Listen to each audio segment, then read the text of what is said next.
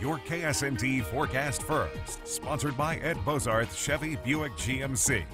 Some of us have already seen temperatures drop off into the 60s across northeast Kansas. By midnight here in the capital city, we'll be back into the mid-60s, waking up to the 50s tomorrow morning. How much longer this cooler trend will last is still to come. KSNT News at 10 starts right now. Now on KSNT News. It's out of this world why NASA made their way to northeast Kansas this week. And from stitches to service, we'll tell you why this teen is someone you should know. Plus, it was gross. It smelled really bad. Animal hoarding. We dug into an abusive situation out of Riley County. What neighbors say sparked their concern. Good evening and thank you for joining us. I'm Jace Mills. And I'm Brooke Lennington. We start with breaking news tonight. This is a live look at I-70 East in McVicker in Topeka. A crash between a car and a motorcycle there has sent one person to the hospital and is backing up traffic. Police say the motorcycle was headed on east on I-70 when it crashed into the car at McVicker. Now, the motorcycle driver was taken to the hospital with unknown injuries. Police say the right lane of I-70 East will be closed for a while tonight. Now, we told you earlier about the high number of animals taken to the Manhattan Animal Shelter. This happened after police found the animals were not being properly cared for. KSNT News reporter Molly Pat went to the home in Riley where the animals were found. This is the home in Riley where more than 60 animals have been rescued in the last 2 days. Riley County officers were told Monday that the animals living here were being mistreated. The animals started being picked up and brought to T. Russell Wright's animal shelter on Tuesday. That's where we kind of are able to step in and help, and we want the community to know that we are there for them. We're here to help. So when there are situations like that, we definitely want to be able to step in and let them feel comfortable coming to us to get some assistance. But the animal shelter says it's challenging having this many extra animals come in unexpectedly. We are depleting our resources rapidly. Neighbors of the area have used words like appalling and sickening to describe the situation that these animals have been put through. Caden Williams says they couldn't get too close to the house next door because the smell was so bad. It's a lot better that they're gone, but it's just still there. It's not going to be gone for quite a while. He says he and his mom would see the animals outside all the time. I mean, they were used to it, so they didn't really seem sad.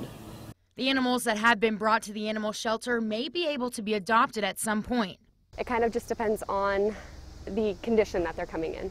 So sometimes it takes a while to get them up to a point where they are adoptable, just health-wise. I feel a lot better because they know that they'll get a loving family and they could have a lot of more space. But not all the animals from this home, like this cat, have been saved. Cages have been set out to try and capture and rescue the remaining animals.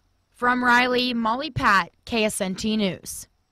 And the Wright Shelter is asking for the public's help to be able to deal with the influx of animals and build up their supplies. They say what they need most is linens like towels and comforters, anything that could be used as bedding, cleaning supplies, and kitty litter. Donations can be dropped off at the Wright Shelter in Manhattan.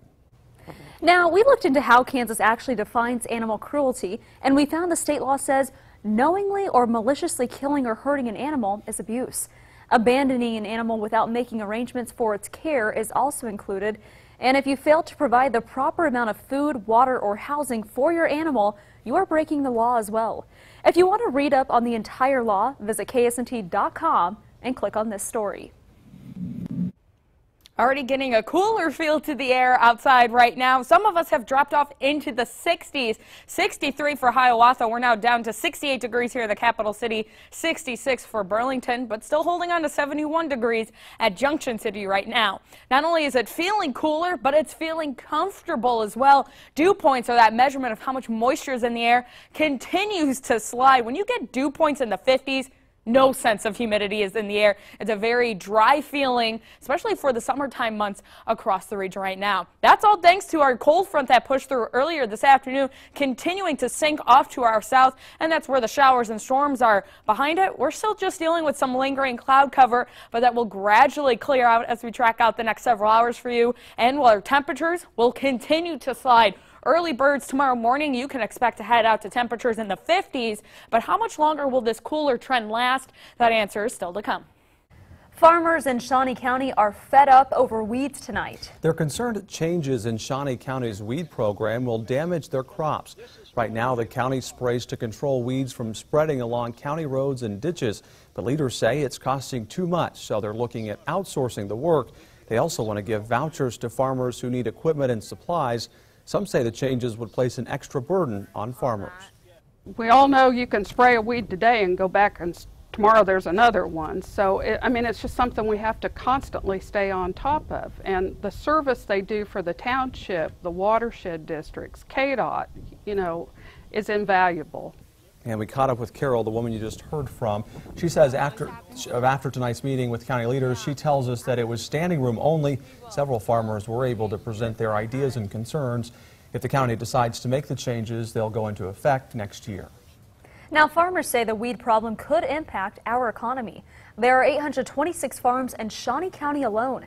They generated $50 million in sales in 2012. Kids this week learned how you can grow plants as if you were living on another planet. E3 Aquaponics in southeast Topeka is hosting a class for kids and teens.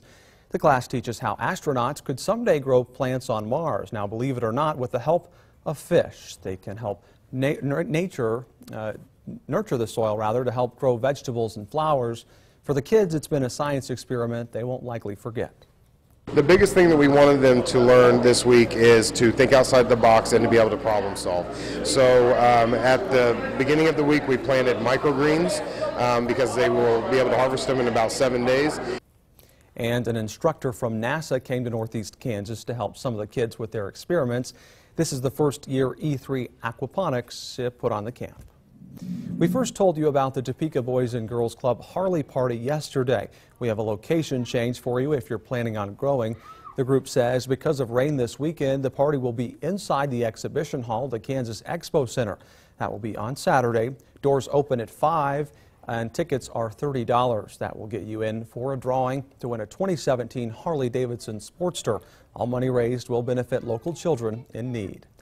A piece of Kansas history has a new owner tonight. This is an update to a story we told you about at 6.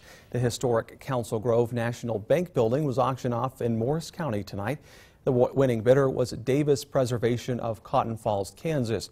The building comes with the original fixtures, safes, and cashier cages. The auction company would not say how much the building sold for, but they did say that Davis Restoration was eager to get work on the building done right away. Tonight, a local teen is on a mission to inspire others. And tonight's Someone You Should Know, you'll learn how through her own health battles, she's found a way to cope and help others like her. Sewing. In today's day and age, it might be considered an old-fashioned hobby, but for Kylie Hawes, it's become her passion. It was something to help me get my mind off of things, I guess, and try to drive me to do better. That's because at just 16 years old, Kylie has had enough doctor's appointments to last her a lifetime. I have a posterior sac tachycardia syndrome, but I also have long QT syndrome, and I also have extra PVCs in my heart. While just looking at her, you may not realize she's sick, but her health problems that mainly deal with her heart ended up affecting her so much that her freshman year of high school, she wound up in a wheelchair and had to go through physical therapy just to relearn how to walk. I went from a wheelchair to a walker to 2 canes and then 1 cane, and then I was back walking on my own. Through all of her struggles and changes in her body, the one thing that never changed for her was being a normal kid who loved to be involved with school and give back. I've always loved doing community service and helping people, and I'm like, why should this stop me? Just look at all these different awards she's won and what she's made with her sewing machine.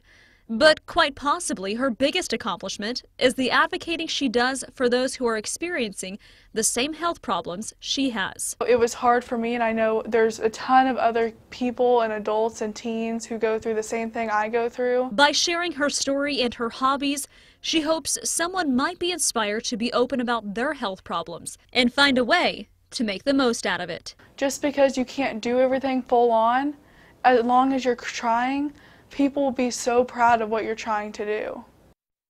And Kylie does have to wear compression socks to keep the blood circulating in her legs, but otherwise she's doing good and quite an accomplishment. I mean, can you Absolutely. imagine? She And couldn't a good walk. attitude there as well. I mean, I think that's an important component of her story as well, is that having that positive attitude despite the challenges. That's really a great thing to see. And at just 16 years old, to go from being in a wheelchair at one point to a walker to canes, I mean, she's really come a long way. And she is. She's a tough cookie. And very mature. Yeah, she is. Well, we found out about Kylie from a viewer just like you. Remember, if you have someone you think we should know, use our Report It feature at KSNT.com or on our mobile app. Well, could how much you weigh depend on what you can smell? Well, new research says maybe. Yikes. We'll tell you what doctors are uncovering when it comes to sense of smell. That's still ahead on KSNT News. And later in sports, the Kansas Jayhawk basketball team played their second game in Italy today. I'll have those highlights. Plus, the Kansas City Royals look to return home with a rebound to get back on track. That's coming up in 15 minutes in sports.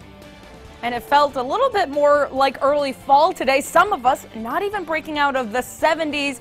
But how much longer will this cooler trend last? That answer is coming up next in my full KSNT Storm Track forecast.